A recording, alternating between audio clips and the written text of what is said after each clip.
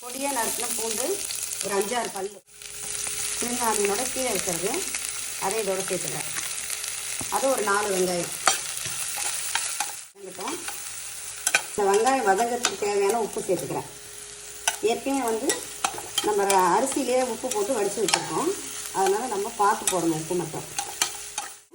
பச்சை கலர் குடமிளகா இருக்குது, அது சேர்த்துருக்கேன். உங்கள்கிட்ட வேறு கலர் ஆரஞ்சு, ரெட்டு இந்த மாதிரி எந்த கலர் இருந்தாலும் நீங்கள் சேர்த்துக்கலாம். கேபேஜ் சேர்த்துக்கிறேன்.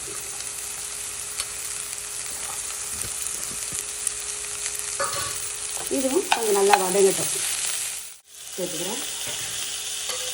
அப்புறம் கொஞ்சம் பீன்ஸு எல்லாமே பொடியை தான் கட் பண்ணியிருக்கேன். நல்லா சேர்த்து நல்லா வதக்கி விட்டுக்கலாம். இப்போ அதே இது வதங்கட்ட காய்கறிலாம் கொஞ்சம் வதங்கிட்டோம். அதே டைம் நம்ம 5 முட்டை போட்டிருக்கேன். இதை நல்லா மிக்ஸ் பண்ணிக்கலாம். நல்லா ஃப்ரை ஆகுது. அது ரொம்ப ஃப்ரை ஆகக்கூடாது, ஒரு மீடியமாக இருக்க வேண்டியது.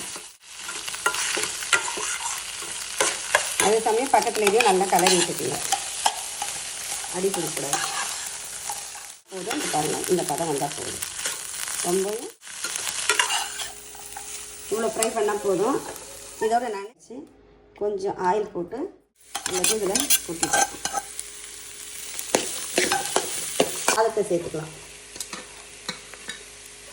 நான் எல்லோரும் பாஸ்மதி ரைஸ் யூஸ் பண்ணுவாங்க, நான் வீட்டில் சாப்பிட்ற அந்த சாப்பாட்டிலே செய்கிறேன். அரிசி பார்த்திங்கன்னா வடிக்கும்போது அதிலே அரை உப்பு சேர்த்துட்டு ஒரு 75% வேகிற மாதிரி பார்த்துக்குங்க. ஃபுல்லாக வேகக்கூடாது.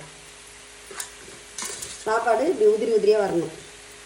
ஒரு 1.5 ஸ்பூன் வினிகர், ஒரு 1 ஸ்பூன் சோயா சாஸ், அப்புறம் நம்ம மிளகு தூள் ஒரு 1.5 ஸ்பூன் எல்லாம் சேர்த்துட்டு மிக்ஸ் பண்ணலாம். முட்டையை சேர்த்துக்கலாம்.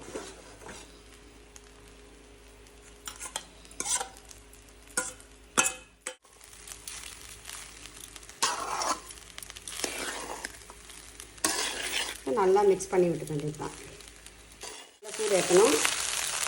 ஏற்றின பிறகு கடைசியாக நம்ம வெங்காயத்தாள் ஸ்ப்ரிங் ஆனியனை சேர்த்துக்கலாம். நல்லா மிக்ஸ் பண்ணி விட்டுக்கலாம்.